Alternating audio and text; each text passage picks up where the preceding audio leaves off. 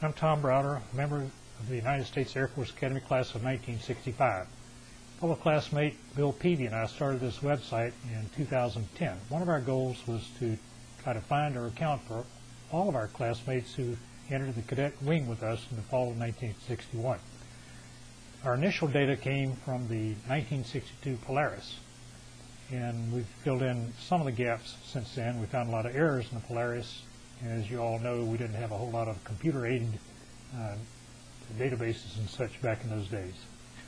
So far, we've estimated there were 756 of us who entered the cadet wing in the fall of '61. 7 classmates joined us later from other classes, so we're working with a database of about 763 guys. Of those 763, we know there are confirmed 121 deceased. 441 known to be living because we have some contact data on those, email, telephone number, or mailing address.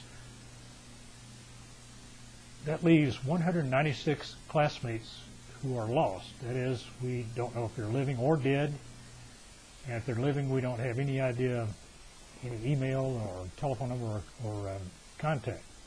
So what we'd like you to do, especially if this is your first visit, is to, number one, find out what we know about you. And the following video will show you where to find this information. After you find out what we know about you, we would like you to check on the guys who we have no known cadet squadron affiliation for. Maybe you can help us fill in the blanks there. And number 3, check the roster for lost members, and you might be able to help connect the dots on some of those. Maybe people you've kept in contact with or know of their existence. So once you take a look at the following video, if you can help fill in the blanks at all for yourself or anyone else, it's important that you get in touch with your cadet squadron representatives. We'll show you that in a little bit. And let them know about you, let them know about errors you see, let them know about anything to help us fill in all the blanks for all of our classmates. Thank you. To get to the class roster, on the front page, click on the Class Data menu item, then select Class Roster. Find your name on the list, scroll down if need be, and check your status. Lost means we have no contact data on you at all. You may also see a question mark by the cadet squadron if we don't know what CS you were affiliated with. More on that later. Please correct us if we show you in the wrong squadron.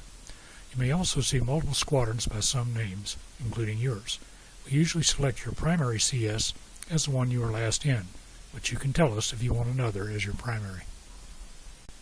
To get back to the home or front page, click the home link in the top left of the current page. You can also navigate there by clicking the back arrow in the nav bar if it's visible. Now check for classmates with unknown cadet squadron affiliations. Click on the link on the right side of the front page, 2 down. On that page, you can see the current number of unaffiliated by CS classmates. You may remember that the 62 Polaris did not show our class by squadron, so we started our database with CS info from the 63 Polaris as well as data from the AOG.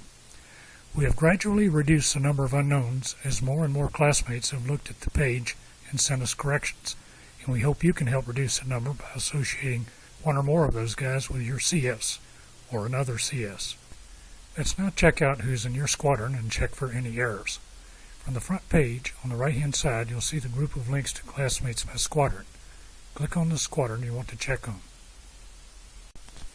In this instance, we select CS1. From the selected page, there are links at the top left and right to the lower or higher numbered adjacent squadron, respectively. In this case, there is a link in the upper right to CS2. Here, you should scroll down and see if what we show reflects your squadron as you remember it. Contact your CS rep with any errors you see. Note that a classmate with known multiple squadrons will have his picture in both squadrons. As you scroll down the page, you see some pictures bordered in black. Those are known deceased classmates. Names in red indicate Vietnam War heroes. Page numbers and location are the location of the source photo in the 62 Polaris. You may see some classmates without pictures, usually because he left before pictures were taken. Some classmates missed duty pictures, so we took the picture from the next Polaris. Some classmates joined us from other classes, so we took their pictures from the earliest we could find in the 62 to 65 Polari. One more thing to do is to decide if you want your name to be shown on the class maps. On the front page, click on the Class Maps menu item. There you see several ways to see sets of classmates on a Google map. For an example, let's scroll down through the sub-menus until we find my squadron, CS24, and click on its link. When the map pops up, it should show the location of all the guys in that squadron whom we have geographical data on. Notice the first time the map opens that there's an Open Info pop-up box. That box reminds you that a classmate with an asterisk in front of his name is a CS rep or alternate rep. Get rid of the box by clicking the X in the upper right corner. After you've cleared the pop-up box, you can pan and zoom the map as you wish. The bottom of each flagstaff shows the precise location if a name is shown. Otherwise, the location is a random point within 5 nautical miles of the precise location. Notice that not all the guys' names are showing. That's because not all have given their approval, usually because they aren't yet aware of the situation. We do respect your privacy, and we need you to explicitly let your CS rep know if you would like to have your name shown on the maps. Of course, we would like to see all the names if we can. Now let's find your Cadet Squadron representative. The easiest way is from the front page. In the Quick Links section, click the Squadron Reps link. Then select your group. In this case, we'll select the second group. Now on the group page, scroll down to find your squadron rep. You should have a primary CS rep and may have up to 3 alternates, all with at least an email address and sometimes 1 or more phone numbers. Some reps have an asterisk in front of their names. See Ken Krause, CS7 for example.